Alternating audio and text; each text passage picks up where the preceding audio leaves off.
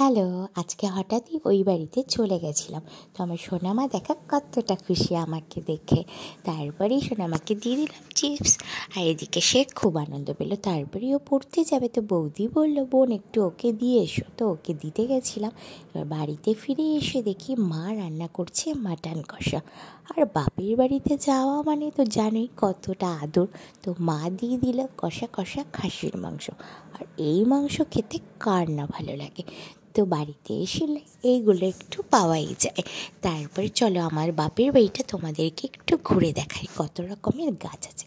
সামনেটা যেহেতু একটু উঠোন আছে, সেই জন্য বাবা চেষ্টা করে একটু গাছপালা লাগানোর।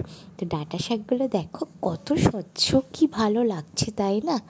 আর আমাদের এই লেবু গাছটাতে এত লেবু হয় কি আর বলবো, ভিডিওতে কিন্তু অত বোঝা যাচ্ছে না যে কত লেবু, কিন্তু গাছটা ভর্তি লেবু। আর এই বাড়িতে হওয়া মানেই তো বুঝতেই পারছো আমার ওই বাড়িতে তো পাওয়াই যাবে। আর এই কলা গাছটাতেও কত বড় একটা কলার কাঁদি হয়েছে। আর এই কলাগুলো কিন্তু এত মিষ্টি হয়, আগেও তো হয়েছে, কি বলবো, বিনা সারের জিনিস তো, সেই জন্য হয়তো একটু বেশিই মিষ্টি হয়।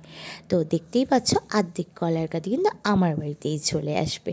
তারপরেই সোনামাকে আনতে চলে গেছিলাম, আর সে তো দেখো আমাকে দেখে খুবই খুশি হয়ে গেছে। তো বাড়িতে চলে এলো, আর আমি যে চিপসগুলো এনেছিলাম ও আর ওর বন্ধু দুজনে মিলে খাচ্ছিল। তারপরে এদিকে আমাকেও খাইয়ে দিচ্ছিল কিন্তু। আর দেখো ফ্রিজের কাছটাতে ওর যত যা করবে, কাঁদলেও ওই আয়নাটার সামনে এসে দাঁড়িয়ে পড়বে দেখবে। আর মাংসের ঝোলটার কালারটা দেখেছো কত ভালো এসেছে। তারপরেই সোনামাকে খাইয়ে দিলাম। এবার তার বায়না, সে আমার সাথে যাবে ভাইয়াকে আনতে। দেখো ভাইকে আনতে যাচ্ছি, ভাইয়া দেখে আমাকে খুশি হয়ে যাবে, পিপি আমি যাচ্ছি। তারপরেই ছেলেকে নিয়ে চলে এলাম। আমার সাথে যেহেতু গেছিলো সে খুব খুশি। আর ছেলেও তো জানে না যে আমি মামা বাড়িতে এসেছি, সেও খুব সারপ্রাইজ। তো তাকে এবার বাবানকেও খাইয়ে দিলাম। তারপরে খাওয়া দাওয়া করে নিজেরা বেরিয়ে পড়লাম একটু।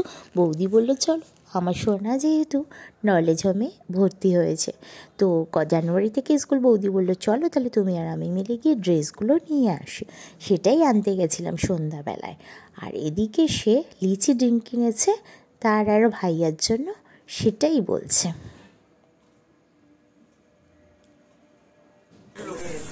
দুটো কার জন্য? তিনজনের? ঠিক আছে, রাখো, তোমার কাছে রাখো। তারপরে বাড়িতে এসে পিপি আমাকে ড্রেস পরিয়ে দাও, তাই ড্রেস পরিয়ে একটু দুটো ফটো তুলছিলাম। আর সে কিন্তু সাজতে খুব ভালোবাসে, তাকে সাজিয়ে দিতে কিন্তু কারো কোনো কষ্ট হবে না, কেন কি সে সাজালে চুপচাপই থাকে। তো আমার ভিডিওটা ভালো লাগলে লাইক কমেন্ট শেয়ার করো। টাটা।